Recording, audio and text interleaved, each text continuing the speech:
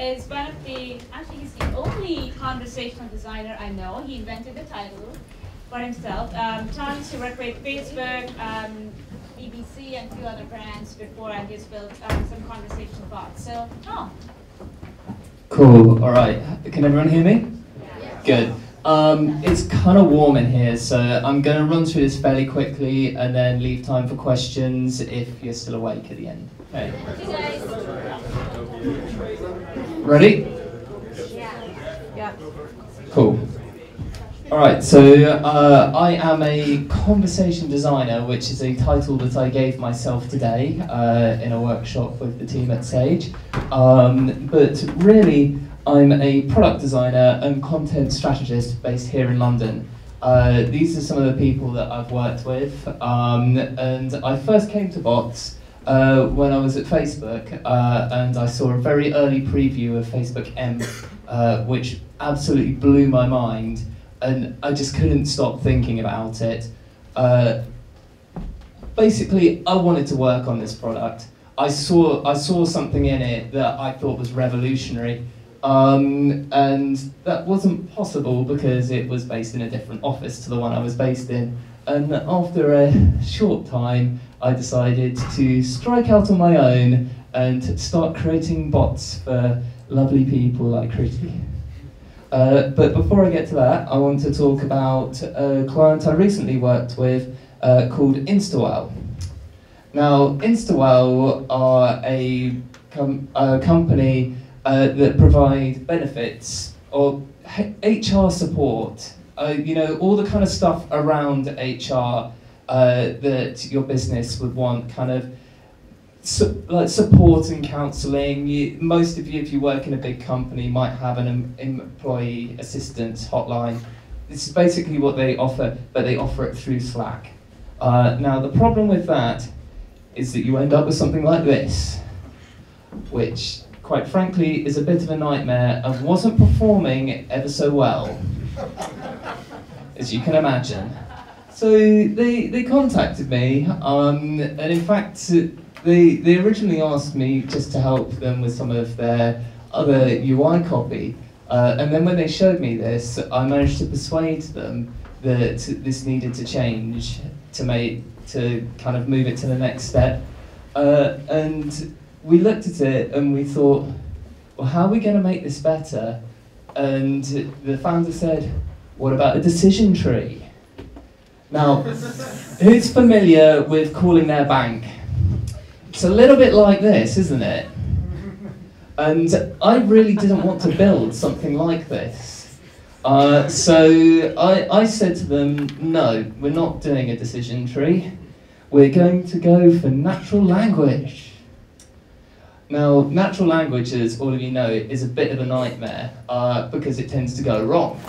So the big challenge was trying to create a world still working? Okay. Was trying to create a world where the user felt like they were free to move around within the conversation and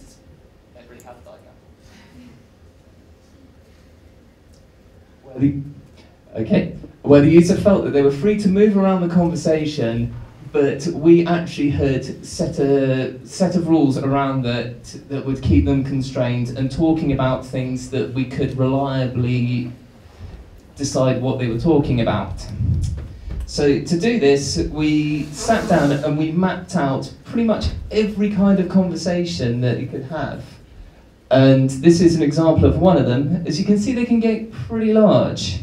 But this is largely the essence of the bot design process, is sheets and sheets of conversations that you can kind of work through step by step and see what the kind of things you need to do, where you need to guide the user back into the flow.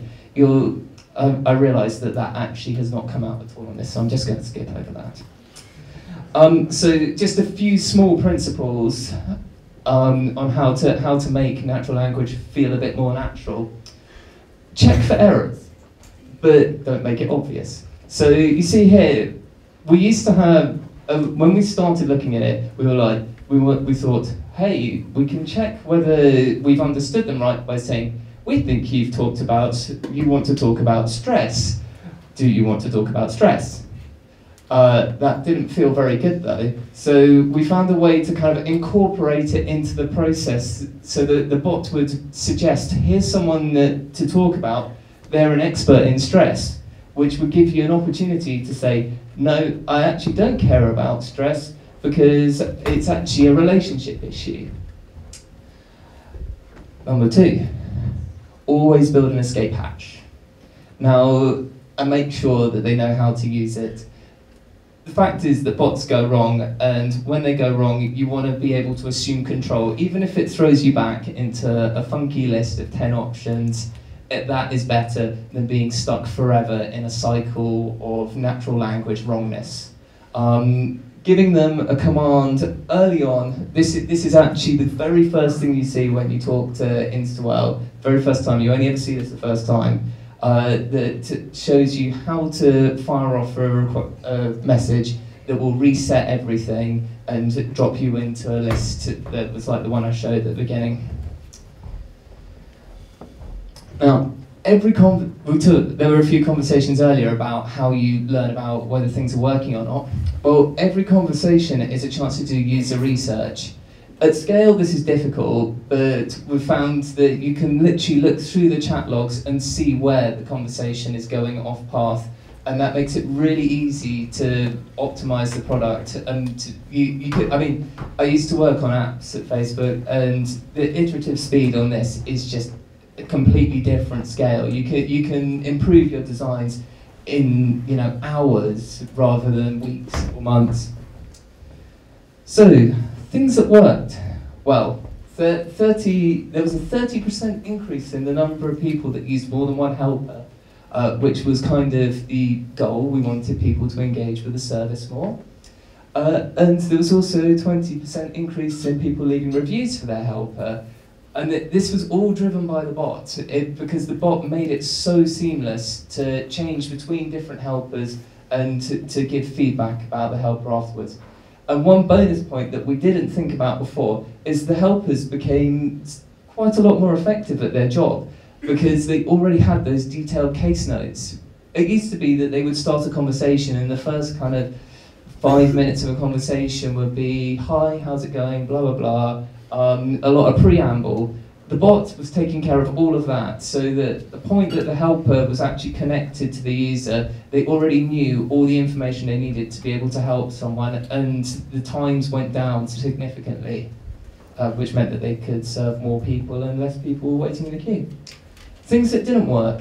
The users were impatient. It only takes 20 seconds to connect them to a helper, but they complained a lot that it wasn't faster, because they had been talking to the bot. One of the things that we noticed is that it doesn't matter how much we tell them that they're being put through to a helper, they still think that they're talking to the bot. Even when we've told them that they're talking to a human, they still think that they're talking to the bot. And they really don't like that, 20% or that 20-second gap where no one's replying to them. So one of the iterations that we're working on at the moment is to kind of cover that up and to actually make it feel like you're still talking to the bot during that period. Something else that we didn't expect is the users wanted to be able to use the bot in any channel where they could use plain text. As soon as we introduced this on Slack, people were like, why can't I use it on my phone via text message? And so we released it via phone on text message, and then they complained that it didn't pick up at the exact same point as where they'd spoken to you on Slack, which is obvious, because if you think that you're talking to a person, but doesn't make sense if you think that you're talking to a bot. So I think one of the things that we really took from that is that users think that they're talking to a person. Even if you tell them they're talking to a bot, they still treat it like they're talking to a person. And the other thing is the users really didn't like being kicked out of the bot into a different kind of interface. For example, registration flow. Something I'm actually doing for them at the moment is building a registration flow within the bot, because that was a major drop-off point. That's very interesting, trying to get people to create accounts and stuff through bots.